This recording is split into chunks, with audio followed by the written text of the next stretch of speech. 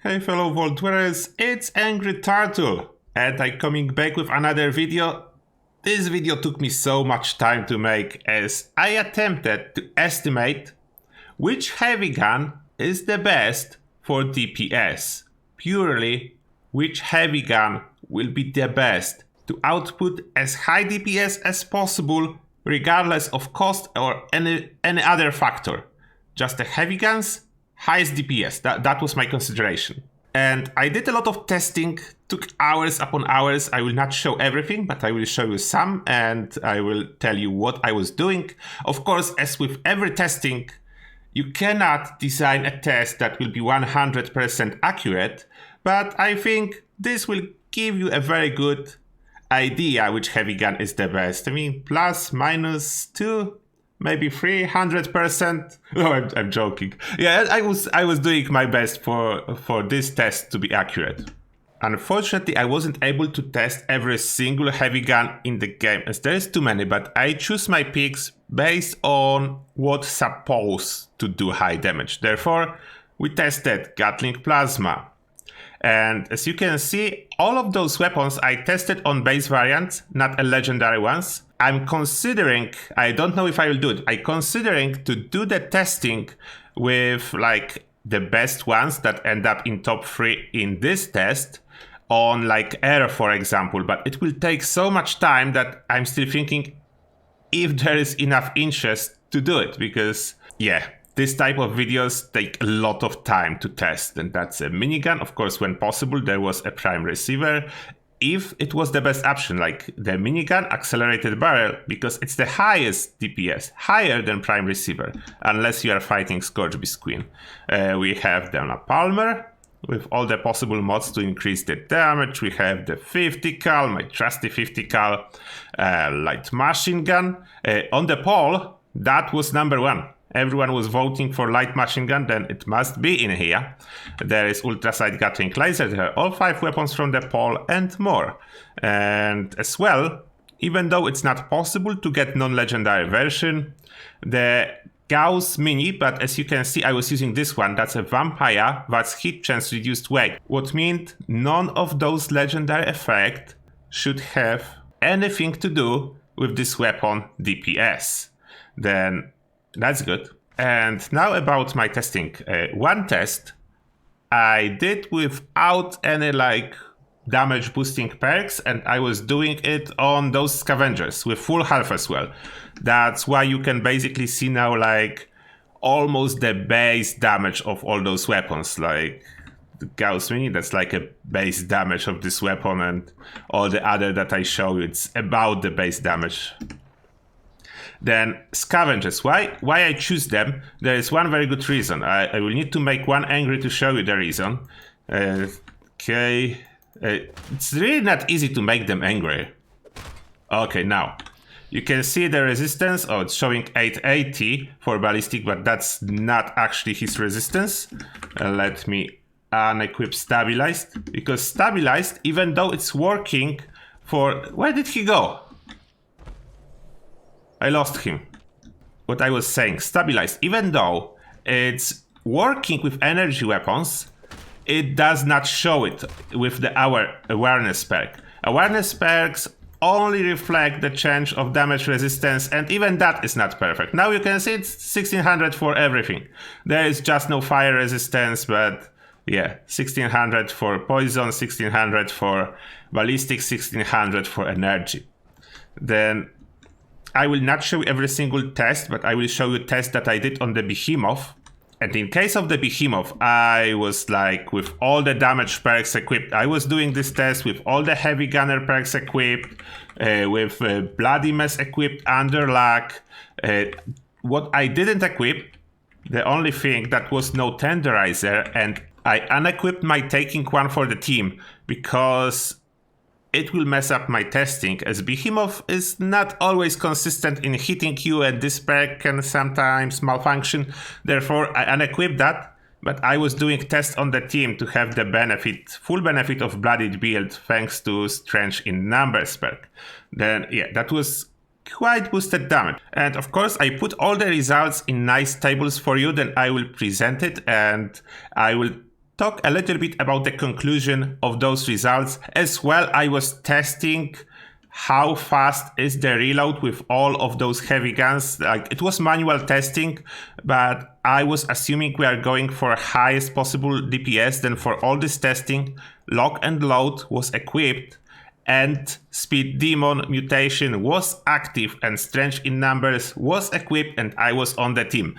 Then I was doing the reload testing with as fast reload as I could achieve. That's the behemoth I was testing on.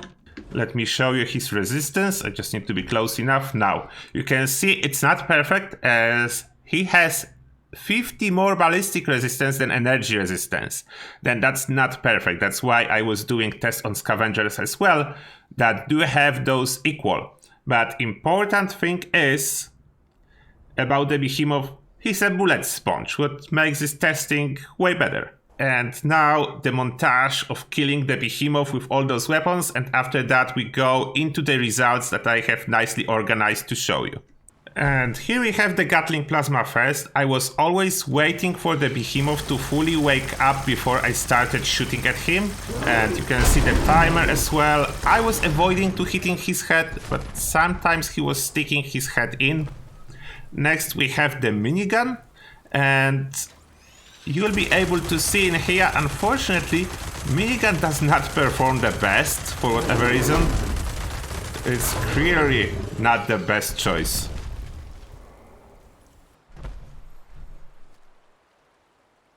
Next we go for my trusty 50 cal, and for the measurements I do not include, for the measurements I start measuring when the first bullet hits the target to be consistent, and I stop exactly when target dies. Here with the light machine gun, it's doing really good. Unfortunately at the very end I was forced to reload, but I just added a little bit to the timer as reload shouldn't be included in the first test. For reload we'll compensate later based on my data that I gathered about reload of every gun. Here's the ultra-sight Gatling laser. I was expecting that it will perform a little bit better. Unfortunately, it didn't.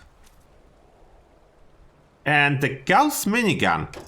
It's quite good, but yeah, taking into consideration how expensive it is to shoot it, then I wasn't as impressed as I would like to be, taking the cost into consideration.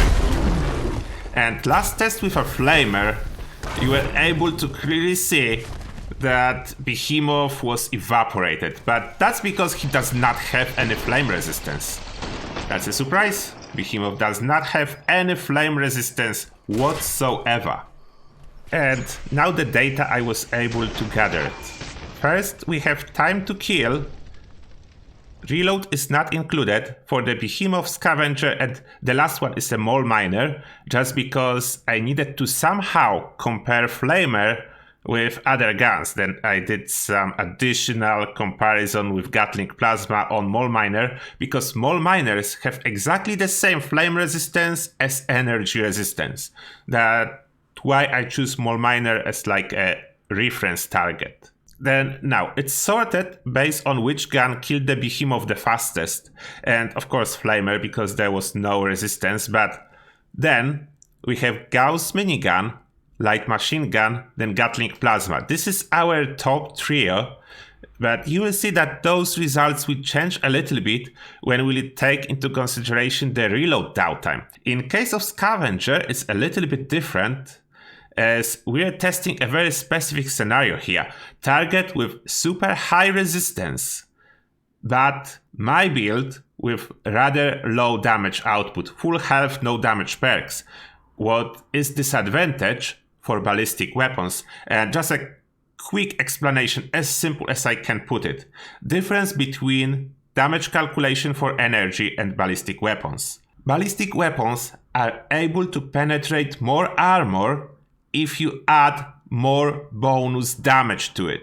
That's why they were so amazing before One Wasteland, as bonus damage was able to be like 1000% or even more.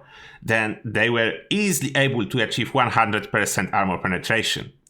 Now, energy weapons are different because armor penetration ability is constant. It depends on your armor penetration from perks, eventually legendary effects, but increasing your damage, adding more bonus damage, does not help to penetrate armor, in this case energy armor.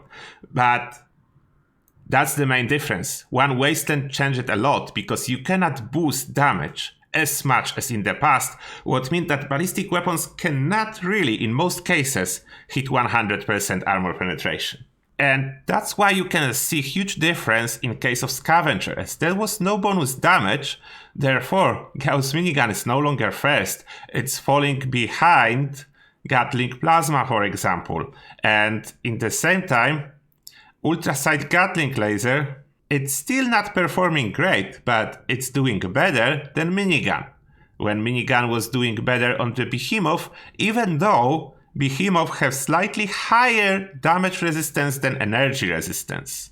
And here you can see my measurements of the reload time and firing time for different guns. Like for example, Ultrasight Gatling Laser, the firing time, it's a full fusion core with power user perk under intelligence equipped, what means over 1000 rounds in the magazine clip, whatever you call it. Then I measured the reload time. Reload time I measured from the moment the last shot was fired to the moment the next shot after reload was fired again. That was a total reload. Then in this case, the spin-up time of the gun was included. And next, that's just to illustrate how the reload affects the gun. We have downtime per 10 seconds of firing.